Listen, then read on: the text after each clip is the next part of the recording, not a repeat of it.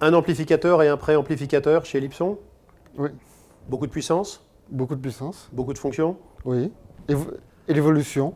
Alors il faut savoir qu'il y a eu déjà des amplificateurs et des préamplificateurs chez Ellipson. Et donc on a voulu, suite à notre gamme d'enceintes Legacy, proposer une offre d'amplification et de préampli évolutif pour nos clients qui nous demandaient sur quel amplificateur ça se mariait. Et bien qu'il y en ait, et comme il y avait historiquement des préamplis et amplis Ellipson, ben, on a eu l'idée de sortir justement une gamme d'amplis, de préamplis pour accompagner nos enceintes Legacy et d'autres produits haut de gamme. Alors allons-y, rentrons dans le détail. Alors, premièrement, nous avons le cœur, c'est l'amplification A2700. 2700 comme 2 fois 700 watts RMS sous 4 ohms, 400 watts sous 8 ohms. En impulsif, on peut monter à 1200 watts sous une impédance très très basse. Et en bridgé en mono, on monte à 1400 watts sous 8 ohms, qui est énorme. Donc c'est une technologie classe D, qui n'est pas forcément connue parmi les grands noms que les personnes connaissent. On a bien sûr apporté des modifications. Et ce qui est intéressant, c'est qu'il y a vraiment un fonctionnement qui est très instantané et aucun emballement thermique, puisque même à 1000 watts, on ne dépasse pas les 40 degrés de température. Donc pour accompagner cette réserve de puissance, il fallait aussi donc un préampli. Alors c'est un préampli qui est évolutif, c'est le P1. Le préampli, au départ, il a trois entrées de ligne, 2 entrées asymétriques et une entrée symétrique. Et on rajoute à l'arrière des cartes sous forme de slots où on a l'étage phono avec cellule bobine mobile et aimant mobile et le DAC. Le DAC aujourd'hui qui est basé sur un sabre, 90-28, et qui fait tous les formats. Et si demain il y a un nouveau DAC de chez Sabre ou c'est AKM, on pourra adapter cette nouvelle carte. Et plus tard aussi mettre une carte streamer avec le Wi-Fi. Donc c'est des manipulations qui sont reconnues par le préampli, pas besoin de procédures complexes. Et s'il y a des mises à jour à faire, il suffit d'avoir une clé USB, on l'allume, ça prend 2 secondes et c'est fait. Donc c'est un ampli qui peut évoluer dans le temps à mesure que les technologies ou que les capacités de conversion numérique vont varier dans le temps. Là on parle d'une DSD, ben peut-être qu'on aura un autre format, un autre chip encore plus performant, on pourra l'adapter. Voilà. Donc c'est du long terme. Donc on est sur une proposition haut de gamme et on va avoir des déclinaisons ensuite sous la marque d'autres amplifications. On peut imaginer qu'il y a une... Alors pour l'instant on commence avec ça. Nous allons décliner, il est évolutif au sens où on rajoute des DAC, des cartes pardon. De ce préampli ampli là, on va en sortir un intégré qui va reprendre la partie préampli du P1, mais on va lui mettre à peu près 150 watts, 2 fois 150 watts comme amplification, voilà.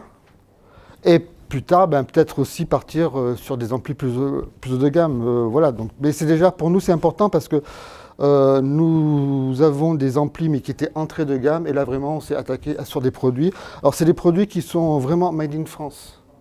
Donc, c'est-à-dire que la conception, toute la majorité de la caisse, toute la carte électronique, etc., c'est du made in France. Et fabriqué dans notre usine de Saint-Fargeau aussi, quoi. Donc, il y a aussi une volonté par rapport à la crise que ça a engendré, les situations économiques, les prix qui flambent, de revenir à des choses peut-être plus simples et plus locales, quoi.